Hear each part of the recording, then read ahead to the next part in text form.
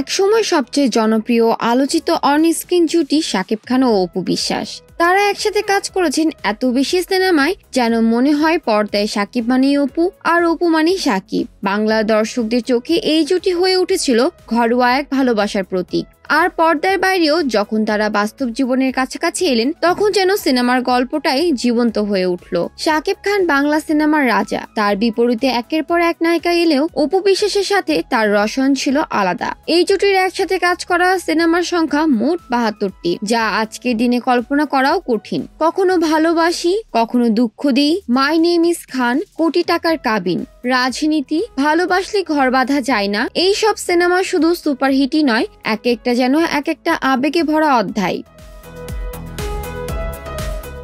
সম্প্রতি আবার সোশ্যাল মিডিয়ায় উঠেছে গুঞ্জন শাকিব অপু আবার একসাথে। দর্শকরা যেন আগে সেই জাদুটা আবার পর্দায় দেখতে চান।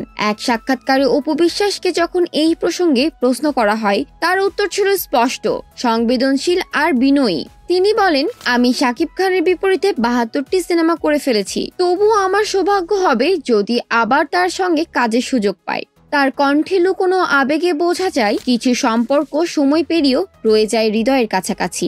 এই মন্তব্যের পর থেকেই ভক্তরা যেন আরো উৎসুক। একদিকে যেমন নতুন জুটির খোঁজে থাকে ইন্ডাস্ট্রি, তেমনি পুরনো সোনালী রসায়নগুলো যেন বারবার ফিরে আসে নতুন মোড়কে। সত্যি শাকিব খানের সঙ্গে কাজ করার সুযোগ কেই বা হাতছাড়া করতে চায়। শুধু নায়িকারাই নন, দর্শকরাও চাইছেন এই ম্যাজিকটা আবার ফিরুক।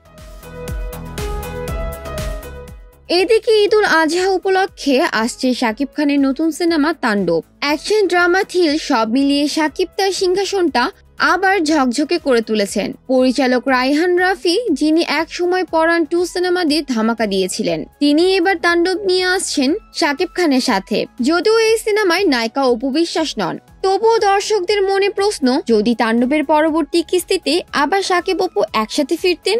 এমন এক গল্প যেখানে দুই পুরনো প্রিয় মুখ আবার মুখোমুখি, এটা শুধু ব্যবসা সফলই নয়, দর্শকদের আবেগেও সাড়া ফেলতে পারে, তাতে কোনো সন্দেহ নেই।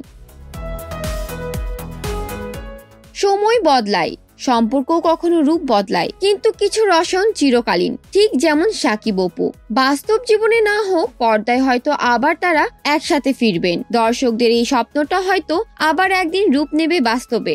আর সেই দিনের অপেক্ষায় আজও লক্ষ কোটি হৃদয়ে বাজে সেই পুরনো গান, তুমি স্বপ্নে এসেছিলে, আমি চোখে রেখেছি।